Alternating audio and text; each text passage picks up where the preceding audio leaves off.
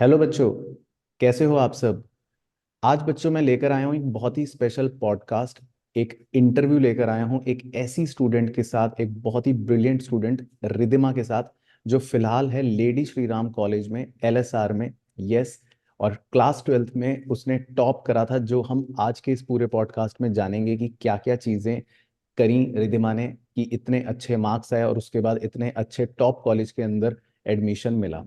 तो सबसे पहले आपका रिदिमा स्वागत करता हूं आज के हमारे इस नए इंटरव्यू में। और बहुत बहुत आपको बधाई कि आप इतने अच्छे मार्क्स लेकर कॉलेज में गए, अच्छे कॉलेज में गए। और थैंक यू सो मच कि आज आपने समय निकालकर हमें टाइम दिया और क्लास 12th के जो अब बच्चे हैं जिनका बोर्ड्स एग्जाम आने ही वाला है, उनको आप यूजफुल टिप्स इसमें देने वाले हैं। तो thank you so much for coming.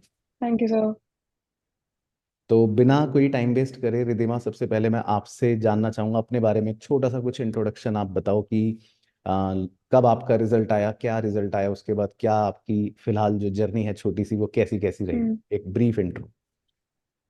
Yeah. So about me, I'm Ridhima and I'm a first year student at Lady Shri Ram College, Delhi University. So talking about myself, I was school topper in 10th standard with 98.4% marks, and then that also motivated me कि अभी 10th में अच्छा आ गया है, तो 12th में और अच्छा लाना है. So with that motivation I started with my 11th and 12th commerce stream से with maths, and फिर मेरा 12th में 98.6% रिजल्ट था, along with All India rank under 100 in CUET as well. So I think my journey has been more like normal जैसे सब students की होती है, डिसअपॉइंटमेंट टेस्ट में मार्क्स नहीं आ रहे हैं, विद द मोटिवेशन कि हाँ बोर्ड्स है अच्छा भी करना है.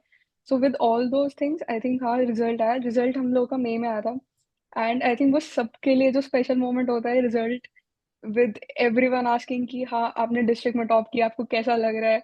To that point you actually realise कि आपने जितना सैक्रिफाइस लास्ट महीनों में या पूरे 12th में किया है, दैट इज ऑल वर्थ. सो या that's a brief about my journey.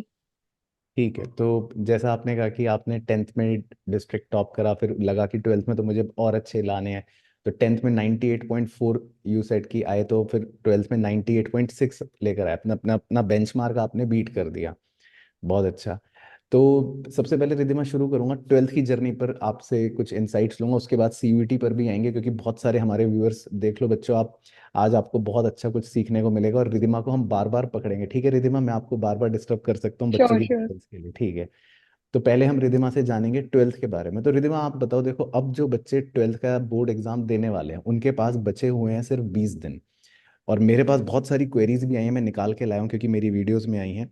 तो पहले तो चलो मैं ही पूछ लेता हूँ कि अब ये जो लास्ट के दिन बचे हैं, अब 15 तारीख से बच्चों के बोर्ड शुरू हो जाएंगे और 21 को उनका, 22 को शायद इंग्लिश का बोर्ड्स एग्जाम है। तो अब बस 15 दिन बचे हैं, इंग्लिश का एग्जाम है। तो कैसी अप्रोच रखें? आपने क्या करा था, कब से इंग्लिश पढ़ा था? आई थिंक इंग्लिश एक ऐसा सब्जेक्ट होता है जो हम बिल्कुल लास्ट में उठाना पसंद करते हैं, बिकॉज हमारा डोमेन कॉमर्स वालों का स्पेशली इतना हैवी हो जाता है कि हम अकाउंट्स और मैथ्स में इतना ज़्यादा टाइम दे देते हैं. इंग्लिश बिल्कुल एंड तक बच जाता है.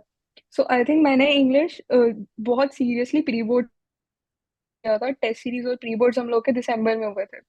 तो तब मैंने इंग्लिश को चैप्टर बाय चैप्टर रीड किया था एनसीईआरटी से, और उसके बाद मेजर जो प्रीवियस ईयर क्वेश्चंस होते हैं वो देख के अपना प्री बोर्ड्स दे दिया था. अब उसमें प्री बोर्ड्स में काफी चीजें ऐसी होती है जो होता है कि मार्क्स कम आए, उसमें टीचर्स बता रहे हैं कि इसमें गलती है, ये गलती है, एंड आपको खुद भी पेपर लिख के पता लग जाता है कि हाँ ये मेरी मिस्टेक्स हो गई हैं. अभी आई गेस ऑलमोस्ट सब स्कूल्स में प्री बोर्ड्स हो चुके होंगे, प्रैक्टिकल्स ऑलमोस्ट ओवर होंगे. सो अभी ये जो लास्ट 20 डेज है, प्रैक्टिस करो कि आप अपना एक बार चैप्टर्स गो थ्रू जरूर कर लो, क्योंकि जो लॉन्ग क्वेश्चंस आ रहे हैं, जो शॉर्ट क्वेश्चंस आ रहे हैं इंग्लिश में, वो सिर्फ समरीज पढ़ के नहीं होंगे. इंग्लिश का पैटर्न लास्ट कुछ ईयर्स पहले अगर हम देखें और अब हम देखें तो बहुत डिफरेंट है और बहुत चेंज हुआ है. पहले अगर हम सिर्फ इंग्लिश में समरीज पढ़ के, मेजर मेजर क्वेश्चंस पढ़ के दे देते तो हो जाता पेपर.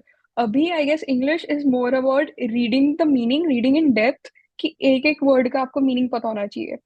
तो मोर और लेस आप एक बार चैप्टर्स उठाओ, उस चैप्टर का हर एक मीनिंग पढ़ो. पोएम्स है तो पोएम्स के लिटरल डिवाइसेस है, मीनिंग्स है, उनको एक बार डेप्थ में पढ़ लो. मोर और लेस आपको समझ आ जाएगा कि हाँ इसमें से ये क्वेश्चंस बन सकते हैं, ये बन सकते हैं. उसके बाद प्रीवियस ईयर पेपर्स ले लो. प्रीवियस ईयर के क्वेश्चंस होंगे स्पेशली लास्ट 3-4 साल से. प्रीवियस ईयर और बोर्ड के जो सैम्पल पेपर बोर्ड हर साल रिलीज करता है, बोर्ड का जो सैम्पल पेपर रिलीज होता है हर साल, वो थोड़ा अपर लेवल पे होता है एज कम्पेयर टू जो एक्चुअल पेपर आता है.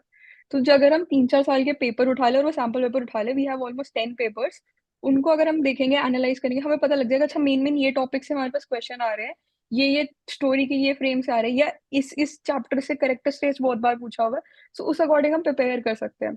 उसके बाद लास्ट ईयर एक नया टाइप ऑफ क्वेश्चन भी इंट्रोड्यूस हुआ था, पैरेलल क्वेश्चंस, की एक चैप्टर की स्टोरी को दूसरे चैप्टर के साथ कनेक्ट किया हुआ है। उस पे भी हम बहुत ज्यादा फोकस करके चलेंगे, क्योंकि अगर हमें एक चैप्टर की भी स्टोरी अगर हम मतलब लिंक नहीं कर भूल पा रहे, गए। तो हम दूसरे के साथ लिंक कर ही नहीं सकते। राइट। तो वो चीज भी बहुत इंपॉर्टेंट है कि हमें थीम, मैसेज, समरी हर चैप्टर के हमारे पता होने चाहिए। ओके। उसके बाद इंग्लिश में आई थिंक मेरे फ्रेंड्स ने जहाँ पे बहुत ज्यादा मार्क्स कटवाए थे, वो लोग सब ये बोलते थे हमने रीडिंग पैसेज कंप्लीट ही नहीं कर पाए या पेपर कंप्लीट ही नहीं हुआ। तो हम्म। मेक श्योर कि हाँ, हम रीडिंग पैसेजेस इतने करके जा रहे हैं, 3-4 एटलीस्ट प्रैक्टिस करके जा रहे हैं, या सैम्पल पेपर्स के थ्रू प्रैक्टिस करके जा रहे हैं, कि हमें पता है कि बोर्ड्स में अगर मेरे पास 20 मिनट्स रीडिंग टाइम है, तो उसमें मेरा एक पैसेज पूरा हो जाए और एक पैसेज मेरा रीड तो हो जाए, कि मैं उसके बाद अगर 5-7 मिनट्स अपने राइटिंग टाइम के लगाऊं, तो मेरे को वो पैसेज भी मेरा खत्म हो गया, मेरा रीडिंग फर्स्ट 30 मिनट्स में पेपर के खत्म हो रहा है, इंक्लूडिंग द रीडिंग टाइम। तो ओके। उससे पेपर में टाइम भी सेव होगा, क्योंकि पेपर लंबा आता है इंग्लिश का। तो ये बहुत दैट अच्छी is how tip things are. और है बच्चों आपके लिए कि जो रीडिंग टाइम आपको मिलता है 20 मिनट्स, उसको एफिशिएंटली यूज करना है। एग्जैक्टली। ठीक है रिधिमा, और और और अभी कुछ अगर बताओ। हमारे हाँ, पास इंग्लिश के लिए, राइट राइट, हाँ। अगर हमारे पास अभी जैसे 15-20 डेज पड़े हैं, और अगर हमारा English exam around 21st 22nd है, मेक श्योर आप 16th के अराउंड अपना बाकी सब्जेक्ट छोड़ के सिर्फ इंग्लिश पे फोकस करो, क्योंकि इंग्लिश पूरा साल हमने बहुत ज्यादा फोकस नहीं किया होता, दैट्स ट्रू। हम्म। अभी जितना भी टाइम है, इंग्लिश तो रोज पढ़नी है, बट मेक श्योर आप बेसिक कंसेप्ट बाकी सिलेबस के भी उठा के चल रहे हो, बिकॉज होता यह है कि हम लोग का जैसे एग्जाम था, हमारी जो डेट शीट थी, हमारा अकाउंट्स का पेपर बिल्कुल लास्ट में था। अब हम्म। 1.5 महीने में आप सब भूल जाओगे, अकाउंट्स का पार्टनरशिप भी, शेयर्स भी, सब कुछ। तो हाँ हाँ। बेटर आप कॉन्सेप्ट्स पढ़ के चलो, मे बी आप न्यूमेरिकल्स नहीं कर रहे हो दिन में बैठ के, सिर्फ इंग्लिश पढ़ रहे हो मेजरली, बट मेक श्योर आप हर सब्जेक्ट को आधा पौना घंटा देके आप उसके बेसिक जरूर पढ़ रहे हो नेक्स्ट 15-16 डेज ठीक में, है। ताकि बाकी सब्जेक्ट से टच नहीं छूट जाए। तो ये अच्छा लगा, तो मैं रिधिमा से पूछ लेता हूँ आपके लिए बच्चों, मेरे मन में भी क्वेश्चन आ रहा है। तो रिधिमा, अब ये बताओ, अब जब 15 तारीख से तो हमें इंग्लिश पढ़नी है फुल फ्लेज, ठीक है। अब 15 तारीख तक पहुंचने में भी 10 दिन है, तो इन 10 दिनों में मतलब हम अकाउंट्स के बस कॉन्सेप्ट कॉन्सेप्ट देख लें, और इकोनॉमिक्स और बिजनेस स्टडीज का मतलब क्या करें इन 10 दिनों में? बाकी सब्जेक्टों में सिर्फ देख कॉन्सेप्ट कॉन्सेप्ट कॉन्सेप्ट देखें, या उनके प्रैक्टिकल क्वेश्चन भी सॉल्व करें, या चैप्टर, मतलब क्या अप्रोच रखें, किस तरह से करें? जैसे मैंने पर्सनली ये किया था कि जैसे अगर इंग्लिश है, तो मेजर मेरे को ये होता था कि मैं इंग्लिश का तो एक सैम्पल पेपर कर ही लूँ, क्योंकि मैंने इंग्लिश मेजरली शुरू ही जैन में प्री बोर्ड्स के बाद किया था सैम्पल पेपर्स। तो मुझे होता था इंग्लिश का एक सैम्पल पेपर मुझे दिन में सुबह बैठ के करना ही करना है, पेपर वाले टाइम पे। जैसे पेपर का हम लोग का टाइम आया था 10 to 1, तो उस 10 to 1 में मेरे को बैठ के अपना एक सैम्पल पेपर इंग्लिश का करना है, क्योंकि हमारा ये होता है कि माइंड सेट भी उस टाइम लिमिट पे चलना चाहिए। और क्योंकि हम लोग रात को पढ़, like I used to study at night, तो ये होता था दिन में सुबह 10 o'clock के अराउंड माइंड चल ही नहीं रहा है, लिखने का मन ही नहीं कर रहा है, तो उसके साथ अपना टाइम फ्रेम भी एडजस्ट करना है। उसके बाद रेस्ट ले लिया, फिर एक सब्जेक्ट उठा लिया कोई भी, से इकोनॉमिक्स है, उसके आज चैप्टर्स एक बार रिवाइज कर लिए, गो थ्रू कर लिए। इवनिंग में किसी और सब्जेक्ट का सैम्पल पेपर कर लिया, से अकाउंट, से मैथ्स, से इकोनॉमिक्स या बिजनेस स्टडीज, किसी एक और का कर लिया। सो 10 दिन में कम से कम दो दो सैम्पल पेपर बाकी सब्जेक्ट्स के भी हो गए। और बाकी सब्जेक्ट्स क्योंकि पूरा साल पढ़े हैं, अच्छे से पढ़े हैं, प्रैक्टिस करके करे हैं, तो हम्म। वो याद भी रहते थे और इन टच भी रहते थे उन सैम्पल पेपर से, पता लगता रहता था कि हाँ, इनकी स्पीड में ये चल रहा है, इनमें ये कॉन्सेप्ट नहीं आते। जैसे अगर मैंने आज इकोनॉमिक्स का एक सैम्पल पेपर किया इवनिंग में बैठ के, तो मुझे पता है कि हाँ, मेरे ये टॉपिक्स मिसिंग है, ये मेरे को टॉपिक्स नहीं आ रहे, तो कल मैंने इकोनॉमिक्स के वही वाले टॉपिक्स रिवाइज कर लिए, और मे बी मैथ्स का सैम्पल पेपर कर लिया। तो दिन में दो सैम्पल पेपर हो जाते थे, बाकी इंग्लिश का और टॉपिक्स रिवाइज कर लिए, और बाकी सब्जेक्ट्स में भी कोई एक सब्जेक्ट उठा लिया, एक और सब, दो या दो सब्जेक्ट उठा लिए, थ्योरी है बिल्कुल तो, और उनको रिवाइज कर लिया अपने शॉर्ट नोट से। बहुत अच्छा, बहुत अच्छा है बच्चों। देखो, बहुत ही अच्छी बात बताई, मुझे बड़ा अच्छा लगा कि आप इंग्लिश का तो डेली करो, और आज आपने कोई शाम को सैम्पल पेपर करा, उसमें आपको कोई भी गलती अगर पता चली है, तो अगले दिन उसी को रिवाइज करो, उसी को पढ़ो, ताकि आपको इससे धीरे धीरे जो चीज़ें नहीं आती वो आ जाएंगी। और सैम्पल पेपर इस समय करना रिधिमा ज़्यादा ज़रूरी है आपके हिसाब से बाकी सब्जेक्टों में भी? वो डिपेंड करता है आपकी प्रिपरेशन कितनी है। जैसे मेरे को ये पता था कि मेरे बेसिक कंसेप्ट सारे हो चुके हैं। मेरे को ये पता था मेरे अकाउंट्स में मेजरली पेपर में ये होता है कि क्योंकि आप बोर्ड्स के टाइम पे जब बैठोगे पेपर करने, आपके माइंड में स्ट्रेस भी होगा, तो आप 15-20 मिनट्स का वो बफर टाइम क्रिएट करना पेपर में बहुत इंपॉर्टेंट है। Even if not stressed out, revision करने के लिए भी वो टाइम मैनेजमेंट बहुत इंपॉर्टेंट है। तो लास्ट डेज में अगर I am solving a paper, मुझे ये भी पता लग रहा है कि मेरे को कितना आ रहा है कितना नहीं आता, और मेरा टाइम मैनेजमेंट किस हिसाब से हो रहा है। तो आई गेस उसके लिए बहुत इंपॉर्टेंट था। बट हाँ, अगर आप उस स्टेज पे हो कि आपका सिलेबस ही नहीं कंप्लीट हुआ, या रिवीजन ही सिर्फ एक या दो रिवीजन ही है, तो बेटर आप रिवीजन पे ज्यादा फोकस करो। ओके ठीक है, तो ये भी बात बच्चों आप ध्यान रखो कि अगर आपका अच्छे से रिवीजन हो चुका है तो आप सैम्पल पेपर्स करो। अगर आपका कोई चैप्टर मिस आउट है या कुछ लगता है कि अभी रिवीजन ही प्रॉपर नहीं हुआ है या खाली एक ही बार हुआ है, ढंग से नहीं हुआ है, तो अभी आप रिवीजन ही कर सकते हो। ठीक है रिद्धिमा, तो बहुत अच्छा ये आपने बताया। बाकी रिद्धिमा इसके बाद एक और क्वेरीज की तो लिस्ट है मेरे पास, मैं आपको और अगली क्वेरी पूछ लेता हूँ। अब एक क्वेरी मेरे पास ये है कि जैसे बच्चों ने कहा कि अकाउंट्स में हम घर में क्वेश्चन सॉल्व करते हैं तो हो जाता है ना, लेकिन जब क्वेश्चन स्कूल में टेस्ट में आता है या कुछ हम एग्जाम में जब कर रहे होते हैं क्वेश्चन, तो कुछ ना कुछ गलती हो ही जाती है, कोई ना कोई मतलब हम ऐसी मिस्टेक कर देते हैं जो घर में कभी नहीं करते। तो ये क्या दिक्कत है, या आपके साथ भी ऐसा कुछ होता है? अरे बिल्कुल सर, होता ही है कि हम लोग जब घर पे कर रहे हैं, हम कभी भी टाइमर लगा के क्वेश्चन सॉल्व नहीं करते। हमारे हम्म। माइंड में कभी होता ही नहीं है। अगर मेरे को पार्टनरशिप का एक क्वेश्चन मिला है, तो मैं हो सकता है उसको घर पे आधा घंटा लगा के किया मैंने, बट पेपर में मुझे पता है मेरे पास लिमिटेड टाइम है। मुझे हो सकता है मेरे पास बचे ही 10 मिनट, और मुझे उस 10 मिनट में क्वेश्चन सॉल्व करना है। तो वन थिंग इज, पेपर आप घर पे भी कभी क्वेश्चन सॉल्व कर रहे हो, मेक श्योर आप टाइम लगा के क्वेश्चन सॉल्व कर रहे हो। अगर आपके पेपर में 34 क्वेश्चन आ रहे हैं, यू नो वेल कि आपके 20 तो एमसीक्यू ही हैं। उसके बाद के 14 आपको अपने अकॉर्डिंग टाइम डिवाइड करना है कि हाँ, मुझे पार्टनरशिप में ज्यादा टाइम लगता है, तो मेरे को से 15 मिनट्स में क्वेश्चन सॉल्व करना है, जो लास्ट वाले क्वेश्चन है, लंबे क्वेश्चन है। और हो सकता है आपको शेयर्स में जैसे एंट्रीज है, वो तो स्टैंडर्ड एंट्रीज है, लर्न है हम लोगों को, तो उसमें हो सकता है टाइम कम लगता है। तो से 7-8 मिनट्स में मुझे पता है मेरा क्वेश्चन हो जाएगा, तो उसको 7-8 मिनट्स लगा के ही करूँ। इनिशियली क्या होता था कि जब टाइम चल रहा है साथ साथ, तो आपको लगेगा कि ये और क्वेश्चन सॉल्व करते हुए गलती हो जाती थी, लाइक 500 शेयर्स है, नोट डाउन कर लेते 50 शेयर्स है। तो वो चीज बहुत बार होती है, और कैलकुलेशन एरर्स अकाउंट्स में या मैथ्स में वो बहुत बार होंगे भी। तो ये तो इट्स पैनिक की वन थिंग वजह इज से बेसिकली अपने। होता है कि जो टाइम हम पे प्रेशर क्रिएट कर रहा है उसमें हम पैनिक कर जाते एग्जैक्टली। हैं और फिर वो कुछ सिली मिस्टेक कर जाते हैं, राइट? एग्जैक्टली। तो इसको फिर कैसे ओवरकम करा आपने, मतलब क्या करें अब इसके लिए? एक तो जो डीके गोयल है, हम लोग एक तो वो सोच के चलते हैं कि डीके गोयल जैसे गिवन है हमारे पास, तो मुझे पता है कि इस कॉन्सेप्ट के बाद ये कॉन्सेप्ट ही आएगा। मिक्स क्वेश्चंस नहीं आते। वन इज कि हमारा वो पैनिक की वजह से एरर होता है, वन इज कि हम सिर्फ बुक को ही फॉलो करते रहते हैं। तो हमें पता है कि इस कॉन्सेप्ट के बाद ये आएगा, तो इसमें यही लगेगा। But hmm. पेपर में जब क्वेश्चन ही नया आ रहा है, तो मुझे वो भी प्रोसेस करना है कि ये कौन से चैप्टर का है, इसमें क्या कंसेप्ट यूज करना है, और फिर उसको सॉल्व करना है। तो मेक श्योर कि आप मिसलेनियस क्वेश्चंस उठाओ, से सैम्पल पेपर के उठा लिए, या क्वेश्चन बैंक्स मिल जाते हैं बहुत सारे। बट ऐसा नहीं उठाना कि सिर्फ वो एक ही चैप्टर के हो। अब ऐसे हम्म। उठाने की मिक्स है, एक क्वेश्चन शेयर का आ रहा है, उसके बाद एक क्वेश्चन पार्टनरशिप का आ रहा है, उसके बाद एक क्वेश्चन कैश फ्लो का आ रहा है। ऐसे क्वेश्चंस लेने हैं, और उनको से अगर हमारे पास 5 क्वेश्चन है, 5-5 मार्क्स वाले लॉन्ग क्वेश्चन है, तो उसको अपने अकॉर्डिंग टाइम करो कि कितने कितने टाइम में आपको करना है। से अगर एक क्वेश्चन लॉन्ग क्वेश्चन है, उसको मेरे को 15 मिनट्स में करना है, तो उसको हम्म। 15 मिनट्स में ऐसे 5 क्वेश्चन ले लो, और अपने अकॉर्डिंग 1 घंटे का टाइम लगा के बैठो कि इसको 1 घंटे में ये क्वेश्चंस करने हैं। और जैसे करते रहेंगे ना प्रैक्टिस, उसके होती रहती है। राइट, ये बिल्कुल सही बात है, क्योंकि मैं भी यही कहता हूँ लेकिन बच्चे मेरी बात मानते नहीं है, लेकिन अब तुमने कहा है तो बिल्कुल मानेंगे कि अब मिक्स क्वेश्चंस की प्रैक्टिस करना चाहिए। नहीं तो बुक से करने में तो हमेशा हमें पता होता है अच्छा अब आईयूसी के क्वेश्चन है, अब आईओडी के क्वेश्चन है, अब पीएनएल अप्रो के क्वेश्चन है, वो फिर अब फायदा नहीं है। तो अब हमें मिक्स मिक्स क्वेश्चन ही करने चाहिए। ठीक है बच्चों, ध्यान से सुन लेना और हर सब्जेक्ट में ये चीज़ फॉलो करो, ताकि आपका ब्रेन ट्रेन हो जाए कि अच्छा ये क्वेश्चन यहाँ से आया, अब अगला कहीं से भी आएगा तो वो कहाँ से हो सकता है। तो ये चीज़ें एग्जाम में फिर नहीं तो पैनिक क्रिएट कर देती हैं। बिल्कुल ठीक कहा रिधिमा आपने।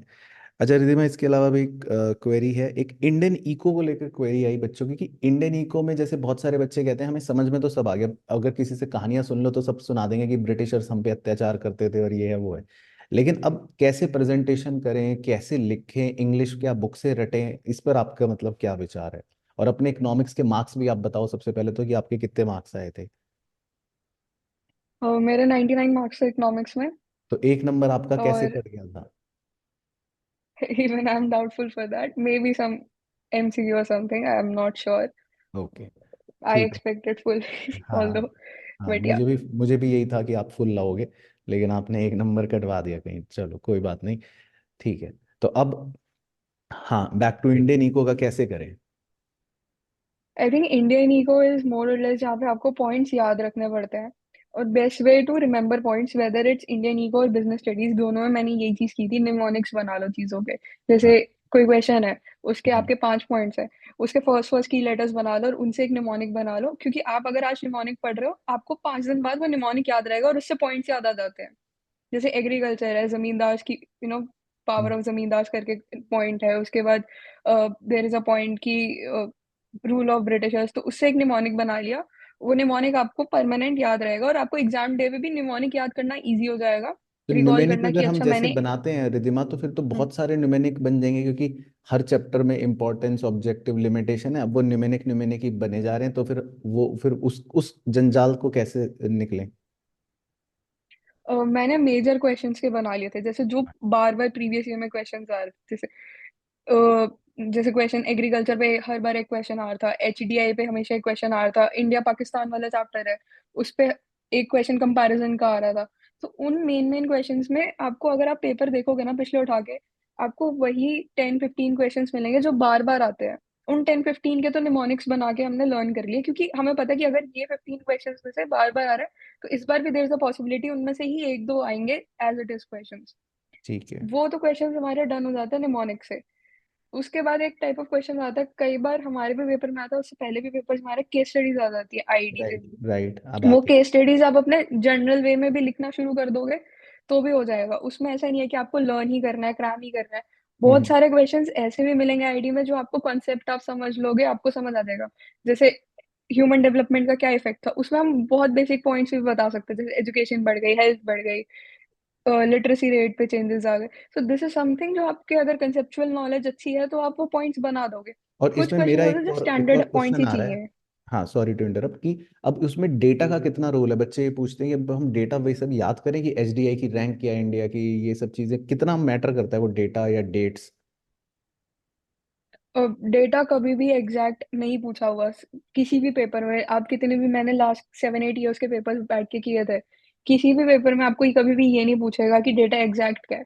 कुछ बहुत मेजर ईयर्स होते हैं, जैसे आईडी में फर्स्ट रेलवेज कब चला, फर्स्ट एयरलाइन क्या था, उस वो मेन मेन ईयर्स की अगर आप एक लिस्ट बना लो पेपर पे, और मेक श्योर कि अभी जैसे एग्जाम में भी जितना भी गैप है आपके पास, आप एक बार सुबह ऑन ईयर्स को पढ़ लो, जो मेजर डेटाज है, जैसे एचडीआई रैंक क्या है। उसके बाद कंपैरिजन में भी अगर इंडिया चाइना में बहुत सारा डेटा है, बट उन डेटा में हमेशा ये पूछता है कि विच कंट्री इज बेटर। अगर राइट। एमसीक्यू में भी पूछ रहा है पाकिस्तान है या वो, तो हम्म। बेसिक कंपैरिजन आपको पता होना चाहिए कि इसमें ये इंडिया बेटर था, इसमें चाइना बेटर था, इसमें पाकिस्तान बेटर है। तो हम्म। वैसे करके एक लिस्ट बना लो, आई गेस 2 पेजेस के अराउंड मेरी भी लिस्ट ऐसे बन गई थी। वो 2 पेजेस हो सकता है आप एग्जाम की जब प्रिपेयर है या अभी 10 डेज भी आपके पास है, उसको हम्म। एक बार सुबह पढ़ लो, एक बार सोने से पहले पढ़ लो, यू विल बी डन। उसके ओ, ज्यादा बहुत ज्यादा डेटा डेटा पे फोकस करेंगे तो भूल जाएंगे हम लोग। ठीक है, तो इतना ज़्यादा मैटर नहीं करता, वो बेसिक ही चीज़ें रहती है, राइट, ये हम भी कहते हैं। तो ठीक है बच्चों, आप भी ध्यान रखो, डेटा का ऐसा कोई बहुत बड़ा रोल नहीं है। मेन ईयर्स थोड़ा बहुत जो है उन्हीं पे फोकस करो, और एग्जैक्ट डेटा नहीं ज़्यादा पूछेगा। अच्छा, लैंग्वेज के बारे में भी थोड़ा सा बता दो, थ्योरी सब्जेक्ट में, बिजनेस और इंडियन इको में, कि बुकिश लैंग्वेज लिखनी है या हम मतलब लिख सकते हैं अपनी लैंग्वेज में भी? आपने कैसे करा था एग्जाम में?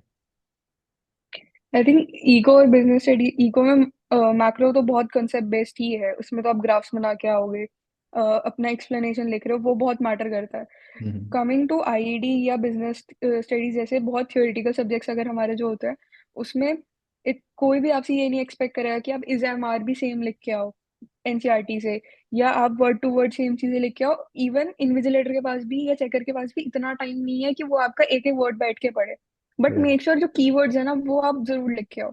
मेरे को याद है मैंने जब अपना पहला स्कूल में टेस्ट दिया था, उसमें स्कोर्ड रियली लेस, उसके बाद मैंने आके टॉपर्स आंसर शीट्स निकाल के देखी थी। जो मेरे को एक मेजर डिफरेंस दिखा था वो ये था कि कोई भी टॉपर को जब मार्क्स मिले हैं उसने बहुत सारे वर्ड्स एक आंसर में, उसने आंसर की एक्सप्लेनेशन खुद की लिखी हुई है, बट बहुत सारे कीवर्ड्स हैं जो अंडरलाइन कर रखे हैं, और शायद हम्म। जिसको देख के टीचर मार्क्स दे देगा। मुझे भी वो कीवर्ड्स अंडरलाइन दिख रहे हैं और मेरे को पता है ये आंसर ठीक है। हेडिंग्स एनसीईआरटी के दिख रहे हैं, मुझे पता है वो आंसर ठीक लिखा हुआ है। तो मेक श्योर आप हेडर्स लर्न करो, आप समझ लो कि वो है क्या, एक्सप्लेनेशन खुद बना लो, बस वो कीवर्ड्स लर्न करके आने, लिख के आने हैं। जैसे स्पैन ऑफ मैनेजमेंट एक कीवर्ड है, उसको उसमें लिख के आओ ऑर्गेनाइजिंग में। अगर प्लानिंग है, प्लानिंग प्रिपेयर्स फॉर फ्यूचर, तो उसका वो कीवर्ड्स उसके लिख के आने हैं वैसे ही जैसे वो दिए हुए हैं। बाकी आसपास की जो स्टोरी है वो खुद अपनी समझ लो और उसको अपने वर्ड्स में एक्सप्लेन करके लिख दो। ओके ठीक है, तो ये भी बच्चों मैं आपको बताती हूँ कि यही चीज़ सबसे इम्पोर्टेंट है। तो आपको ज़रूरी नहीं है बुक की लैंग्वेज ही रटनी है, कीवर्ड्स बस याद करो, वो इम्पोर्टेंट है, मेन पॉइंट्स हो गए, और उसके अंदर एक्सप्लेनेशन में कोई भी कीवर्ड इंपॉर्टेंट वर्ड उसको अंडरलाइन जरूर करना है। अच्छा रिद्धिमा, एक और क्वेरी आ रही थी कि जो प्रिपरेटरी लीव्स मिलती है, तो जनरली इस बार की डेट शीट में 3 से 4 दिनों का प्रिपरेटरी लीव है on an average.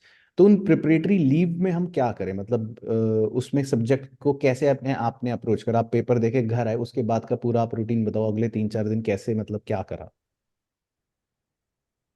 I think paper दे के आके फर्स्ट चीज ये होती है, क्योंकि हम ऑलमोस्ट ऑलमोस्ट पूरा रात स्ट्रेस्ड आउट होता है कि अगले दिन बोर्ड का एग्जाम देना है, और एग्जाम लिखना भी अपने आप में बहुत टीडियस टास्क है, बहुत टायरिंग टास्क है। तो मेक श्योर आप आके खुद को कंप्लीट रेस्ट दे रहे हो। सो आई वाज लाइक कि अगर मेरा 1 बजे पेपर खत्म हो रहा है, 2 बजे तक घर आ रहे हैं, तो उसके बाद इवनिंग तक कंप्लीट रेस्ट दिया, लंच करो घर वालों के साथ, स्पेंड करो टाइम, उसके बाद सोना है सो जाओ वट्स एवर, वैसे रेस्ट किया। और उसके बाद इवनिंग में अराउंड 6 7 बैठ के प्लान आउट कर लिया कि अगले मेरे को 3 4 दिन में करना क्या क्या है। जैसे हम्म। अगर मेरा नेक्स्ट पेपर इकोनॉमिक्स का है, तो मुझे आज मैक्रो के बैठ के 4 चैप्टर करने हैं, एक चैप्टर आईडी का कल खत्म करना है। उसके उसके अगले दिन क्या करना है, उसके 4 दिन क्या करना है, बिकॉज जब तक आपके सामने आपका प्लान नहीं है आप कर ही नहीं सकते हो चीज एग्जीक्यूट। नहीं तो फिर माइंड में ये चलता रहेगा, अभी तो 4 दिन पड़े हैं, अभी 5 दिन पड़े हैं, बैठे रहो। तो वन ये इज है। दैट कि पूरा प्लान आउट कर लिया अपना कैसे करना है। उसके बाद जो मेरे को पता है मेरे वीक टॉपिक्स है, सबको पता होता है अपने वीक टॉपिक्स क्या क्या रह गए, कोशिश करो उन वीक टॉपिक्स को सबसे पहले दिन ही उठा लो, प्रिपेटरी लीव के, उनको कर लो। और जो बिल्कुल लास्ट डे बचता है, लास्ट डे पूरा खाली छोड़ दो, जिसमें आप पूरा सिलेबस में जो भी आपके डाउट्स हैं, जो आपके क्वेश्चन सॉल्व नहीं हुए, या से मुझे पता है मेरे को ये आंसर अभी अच्छे से लर्न नहीं है, वो बैठ के लास्ट डे करेंगे दोबारा। ऐसे किया था। अब मैंने इवनिंग में जैसे प्लान आउट कर लिया, उसके बाद आराम से डिनर विनर किया, उसके बाद बैठ के जो चैप्टर में सबसे अच्छा आता है वो मैंने रिवाइज करके खत्म कर दिया, क्योंकि मुझे पता है वो दिन मेरा बहुत टायरिंग गया है। तो वो जितना भी मुझे अच्छे से आता है, जैसे मुझे पता था मेरा मैक्रो में फर्स्ट सेकंड चैप्टर डिमांड मेरे को एडीएस बहुत अच्छे से आता है, तो मैंने एडीएस उसी दिन बैठ के खत्म कर दिया, और एडीएस की वेटेज भी अच्छी वाली थी। तो हम्म। अराउंड 10 12 मार्क्स का मेरा पेपर खत्म हो गया, बाकी नेक्स्ट डे उठाया। हाँ ये बहुत अच्छी चीज मुझे भी लगी। बच्चों आप भी ध्यान रखो कि जिस दिन पेपर देकर आओ उस दिन शाम को या रात को वो चैप्टर पढ़ो जो आपको सबसे अच्छे से आता है, क्योंकि उस दिन आप वैसे ही थके हुए हो, तो थके थके में आप वो चैप्टर फिर भी अच्छे से रिवाइज कर पाओगे जो आपको कॉन्फिडेंट है, आपको समझ भी आ चुका है, मतलब इजी है आपके लिए। ठीक है, और नेक्स्ट डे के प्लानर्स बिल्कुल आपके मतलब सेट होने चाहिए। 3 4 दिन की जो छुट्टी है उसका पूरा प्लान होना चाहिए कि किस दिन कितने चैप्टर करने हैं, क्या करना है क्या करना है। अच्छा रिधि, मैं छुट्टी में चैप्टर्स पढ़ लिए, क्वेश्चंस क्या लिख लिख के भी करे, मतलब प्रैक्टिकल पेपर है लेट्स से अकाउंट्स का या मैथ्स का, या सैम्पल पेपर भी करे उन 3 4 दिन की छुट्टियों में, या किस तरह से करी उनकी तैयारी। आई थिंक सैम्पल पेपर्स मैंने पेपर से 3 4 दिन, जैसे अगर इंग्लिश का फर्स्ट एग्जाम हम लोग का 24 25 के अराउंड था, तो मैंने 19 20 तक सैम्पल पेपर्स करने बिल्कुल छोड़ दिए थे। बट सैम्पल पेपर्स जितने किए थे उनके एनालाइज करके एक जगह लिख लिया था कि मेरे ये मिस्टेक्स आ रही हैं, और ये हम्म। टॉपिक्स मेरे वीक रह गए हैं अभी।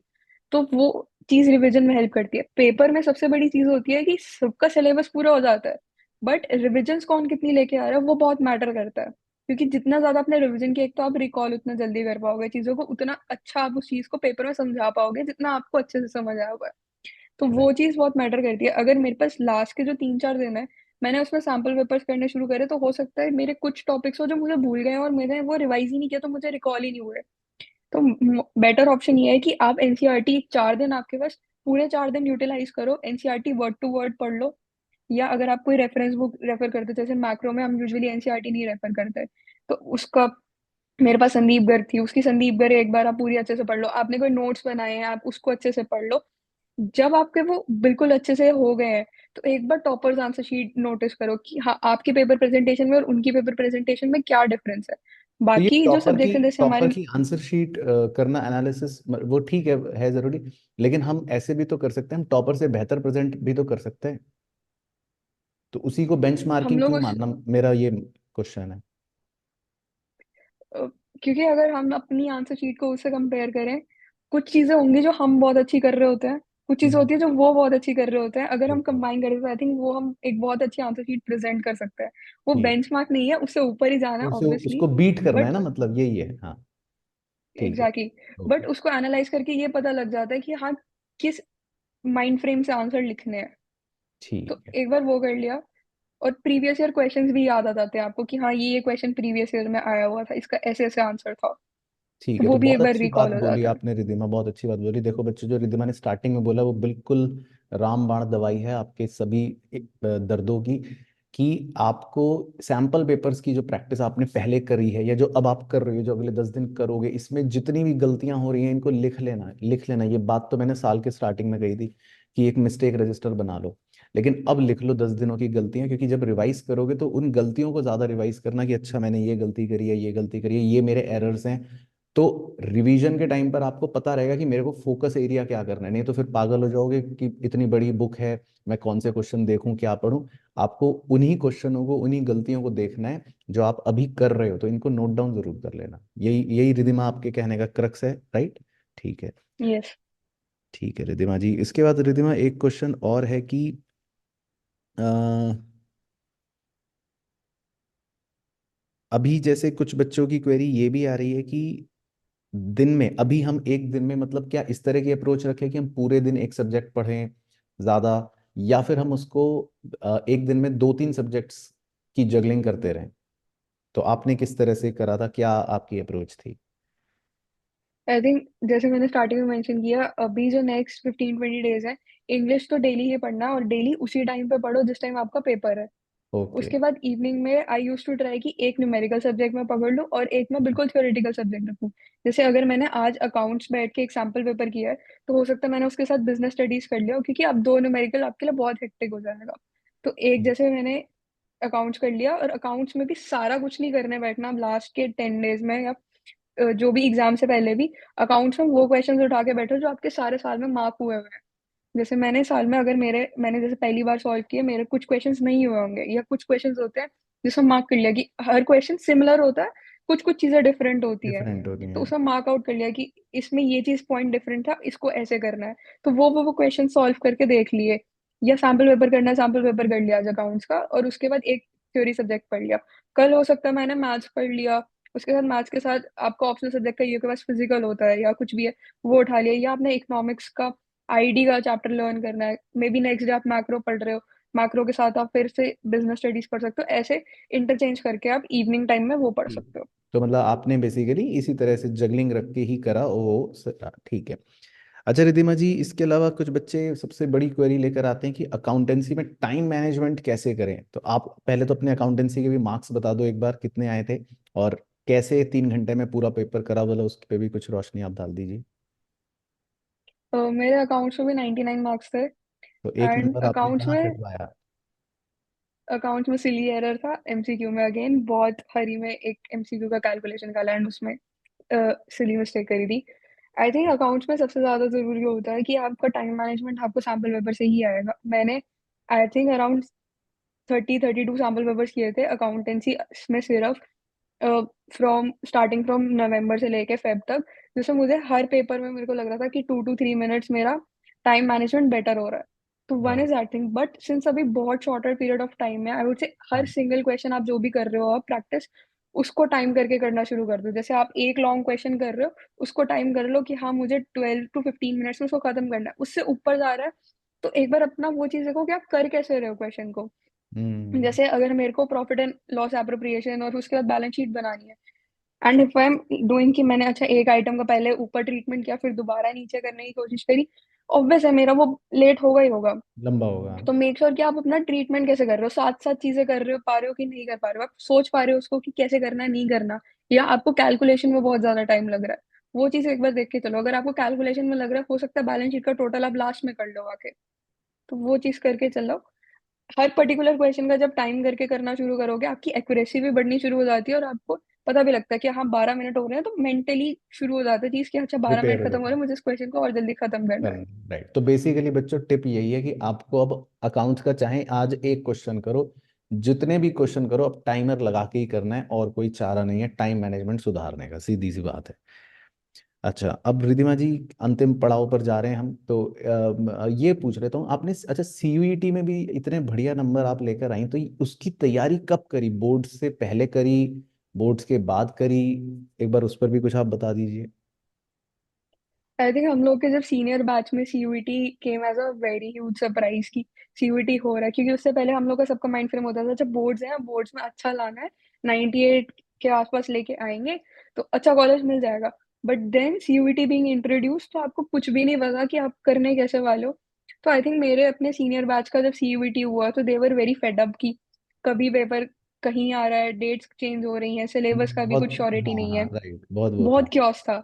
हम्म। सो जब उनके एडमिशन्स हो गए, उनका प्रेफरेंस लिस्ट बना and they got admissions into good colleges, I started contacting them कि आपने पेपर्स किए कैसे and what did you prepare, paper का लेवल क्या था। एंड दैट वाज जो मेरे को बेसिक चीजें उनसे पता लगी थी वो, और जो हमारे बैच के लिए भी ट्रू थी, वर हम्म। की फर्स्ट थिंग, पेपर बहुत ज्यादा सिलेबस से आउट ऑफ नहीं आता।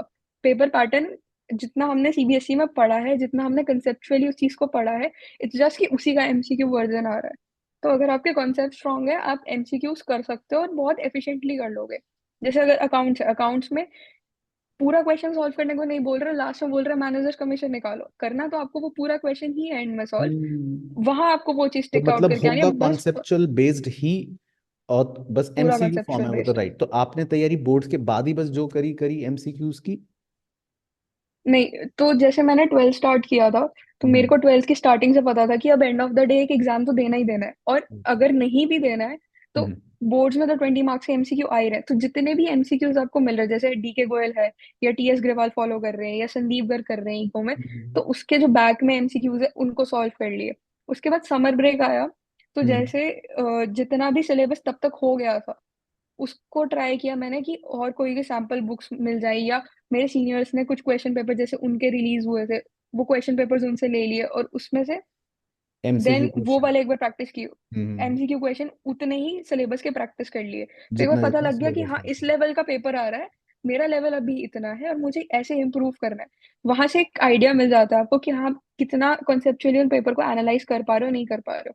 उसके बाद थ्रू आउट ऐसे ही किया, जितनी भी रेफरेंस बुक्स हैं उनमें से अपना एमसीक्यूज क्वेश्चन प्रैक्टिस करते गए। एंड में जब हमारा सारा सिलेबस हो जाता है, आई गेस अक्टूबर नवंबर के आसपास सारा सिलेबस खत्म हो जाता है, apart from solving sample paper, रोज का 1-1.5 घंटा दिया जहां आप सीयूईटी का सैम्पल पेपर प्रैक्टिस कर रहे हो। ओके, तो वो पैटर्न और भी उसके बाद आपका एक टच में रहा फिर? टच मेरा, जैन में आके जब आपका प्री बोर्ड्स खत्म हो गए, उसके बाद सिर्फ सीबीएसई पे फोकस किया। जब हम्म। सीबीएसई का पेपर खत्म हो गया, 5-7 डेज का ब्रेक लिया बिकॉज ऑलरेडी बहुत हेक्टिक हो चुका था। उसके बाद फिर बैक टू सीयूईटी के दिन में आप 2-2 3-3 पेपर भी सॉल्व करो, क्योंकि एक ही घंटे का आपका पेपर है। तो सीयूईटी में सबसे मेन चीज आती है कि आपको एक तो स्पीड बहुत बना के रखनी है। आपके पास पर क्वेश्चन अगर आप एनालाइज करो, आपके पास 50 क्वेश्चन है, एक हम्म। घंटे का टाइम है, 50 में से आपको 40 क्वेश्चन करने हैं, बट आपको पढ़ना तो 50 क्वेश्चन ही पढ़ेंगे पढ़ेंगे, और राइट। टाइम आपके पास 1 घंटे का है। ऑलमोस्ट ऑलमोस्ट ऑन एवरेज अगर आप लेके चलो, क्योंकि आप कई क्वेश्चन में अटकोगे भी, ऑन एवरेज आपके पास 1 ही मिनट बचता है। तो उस पैटर्न पे आना और ये सोच के चलना, क्योंकि सीबीएसई में हम ये सोच के चलते हैं कि 20 क्वेश्चन है, मुझे 20 के 20 अटेम्प्ट करने हैं। राइट। अभी आपके पास नेगेटिव मार्किंग भी है, और हम्म। अगर आप नेगेटिव बहुत ज्यादा जा रहे हो, ड्यू टू द पैटर्न आपका नॉर्मलाइज हो गया और स्कोर कम हो जाता है। कम हो जाएगा, राइट। तो तो बेसिकली देखो वो बच्चों, चीज भी लेके चलनी है। हाँ तो बिल्कुल सही कह रहे हो रिद्धिमा। तो बच्चों के लिए मेन चीज़ आपके लिए अभी तो यही है, अभी तो खैर 10-15 दिन है, तो अभी तो आप बोर्ड्स पर ही फोकस करो, लेकिन उसके बाद जो पढ़ा है आपने उसको कॉन्सेप्चुअली जितना अच्छे से पढ़ रखा है, बस एमसीक्यू की ज़्यादा प्रैक्टिस आपको करनी पड़ेगी। अल्टीमेटली तो वही है। तो मुझे ऐसा लगता है रिद्धिमा कि बड़ा मज़ा आ रहा है आपसे बातें करके, और बच्चों की मुझे लगता है कि बहुत सी बातें आपको भी पूछनी होंगी। अगर आपको रिद्धिमा जी से कुछ भी पूछना है और आप चाहते हो कि दोबारा उन्हें बुलाया जाए, तो नीचे कमेंट कर देना। ये वीडियो कैसी लगी, इसमें जितनी बातें बताई गई हैं, अगर वो पसंद आई हैं तो वीडियो शेयर भी ज़रूर कर देना। बाकी रिद्धिमा, जाने से पहले आप बच्चों को कुछ फाइनल, अपने 12th के जो बच्चे हैं, कुछ कहना चाहती हैं, अपने विजडम थॉट्स या बेस्ट विशेस, तो most welcome. I guess the best point I can tell all of you, stress मत लो, चलो के एग्जाम्स दे दो। ऑल दो नेक्स्ट आने वाले 10-20 डेज जितने भी हैं, या आने वाले जितना भी बोर्ड्स का टाइम है until CUET, work really hard. You will have to make a lot of sacrifices, sleep भी सैक्रिफाइस होती है, आप फैमिली के साथ भी नहीं टाइम स्पेंड करोगे। आई नो फैमिली फंक्शंस भी आ रहे होते हैं, वो भी नहीं हम स्पेंड करते हैं। बट जब आपका रिजल्ट आता है, जब आपका सीबीएसई का रिजल्ट आएगा, व्हेन न्यूज़पेपर्स में आपकी फोटोज आती हैं, या एंड ऑफ द डे आप सीयूईटी के बाद एक अच्छे कॉलेज में जाते हो, and when you see your parents saying कि हाँ, अभी अगर मैं किसी को भी बोलूँ ना, तो माय पेरेंट्स आर लाइक, वो बहुत प्राउड होके बताते हैं कि हाँ, our daughter is in LSR. तो when that thing is gonna happen, you feel कि हाँ मैंने जो पूरा सैक्रिफाइस किया है इट्स ऑल वर्थ। तो for that day, aspiring for that day, daily hard work करो। I know it's gonna be worth, it's tough, क्योंकि आपको इस टाइम कोई अप्रिशिएट नहीं करेगा, कोई नहीं बोलेगा कि हाँ आप मेहनत कर रहे हो। Right. But end of the day जब आप अच्छा रिजल्ट लाओगे, nobody is gonna come and से कि हाँ आपने कितना सैक्रिफाइस किया, आपने क्या किया, but internally you will have such a happiness. उसके लिए आप बहुत हार्ड वर्क कर सकते हो। ठीक है, तो बहुत अच्छा लगा रिधिमा आपसे बात करके। और बच्चों, आपको बहुत बहुत मेरी तरफ से तो बेस्ट विशेस ही हैं हमेशा की तरह। बाकी रिद्धिमा ने जो बातें बताई बहुत ही बेहतरीन बताई, तो आपको उस खुशी के लिए अभी मेहनत करनी है जो आपको बाद में मिलेगी। आपके पेरेंट्स भी प्राउड फील करेंगे, और वो जो खुशी मिलेगी मतलब वो बहुत ही अच्छी होगी। और आप रिद्धिमा के चेहरे से भी देख सकते हैं कि आज देखो कितनी प्राउड फीलिंग के साथ वो अपनी सारी जर्नी, सारी बातें शेयर कर रही हैं। वो इसीलिए क्योंकि एक टाइम पर करा हुआ हार्डवर्क और सेक्रीफाइस कहीं ना कहीं आगे चलकर रिजल्ट जरूर देता है। तो बहुत बहुत बेस्ट विशेस, और आई होप आपको इस वीडियो से कुछ वैल्यू एडिशन हुआ हो। Thank you so much. बाकी मुलाकात करेंगे आपसे नेक्स्ट वीडियो में।